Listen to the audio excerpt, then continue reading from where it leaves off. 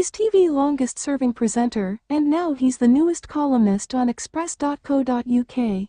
Here, in his latest column, EAMONN Holmes reveals how he has no plans to slow down and how a weekend trip to watch the Rolling Stones has left the Irish broadcaster singing "Time Is on My Side." I remember thinking when I was 21 that I was old, and compared to 3 years earlier, when I turned 18, I was. Hitting that landmark age felt like a real celebration. I could drive a car, date girls, get a job and vote. The world was opening up to me. Yet by the time I reached 21 I had a job, a car and was engaged. The next step was marriage, mortgage and kids. No wonder I felt old.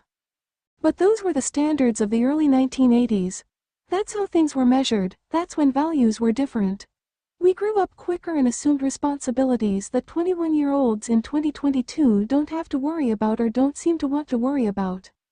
I mean, nobody seems to get married now until they are well into their 30s, and they only do that in case they miss the boat on starting a family. When I was 21, I was the youngest anchor on ITV, a record I am proud to say which remains to this day. The Tea Time News magazine program from 6 p.m. to 7 p.m. on Good Evening Ulster was mine. Troubles were rife throughout Northern Ireland, so my main job at 21 was to act 41. My sense of responsibility or being old before my time continued until I turned 50 in 2009. Then I thought, sod this. That's when time stood still for me. I resented the responsibilities I had been burdened with and realized, for the first time, that there were more years behind me than there were in front of me. If you haven't got to that tipping point yet, don't worry, you will. There's a different mindset, a freedom of living off who you have become as opposed to who you are trying to be. When I parted ways with ITV last year and I saw newspaper reports suggesting my departure was down to me being too male, pale and stale, the remarks hurt me a little, but they also ignited a fire in my belly. We'll see about that, I thought to myself. I have since joined GB News, a channel at the start of an exciting journey, and the move has only underlined to me that there are still so many more exciting things to do and achieve. Male, stale and pale? Forget it. The best is yet to come. That's why it is fitting that now, at the tender age of 62, I am surrounded by role models and people who make me look forward to the future. Look at the weekend just past. I was lucky to be one of tens of thousands of folk who gathered in Hyde Park, London to experience the Rolling Stones. I had never seen them perform before, but if this was them beyond their heyday, then to see them in their prime must have been unbelievable. Men in their mid-70s to early 80s were giving everyone satisfaction.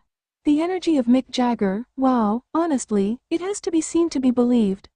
Bouncing around that stage, if someone told me it was Harry Styles up there I would have believed them. Never out of breath yet recently recovered from heart surgery and COVID, amazing. The night before, 75-year-old Elton John held the same venue in the palm of his hand. Then there was Glastonbury, 80-year-old Paul McCartney headlining, 79-year-old Diana Ross, reigning supreme, 72-year-old Bruce Springsteen wowing the crowds. Showbiz is a funny thing. It drives people differently, but if you're feeling old, these guys should be an example to you. We all need something to inspire us, to keep us young, to give us the will to live life and experience joy.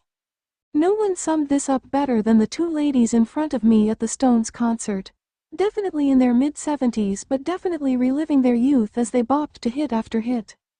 As I continue to recover from a recent hospital stay, I can assure you Mick Jagger is better than any medicine.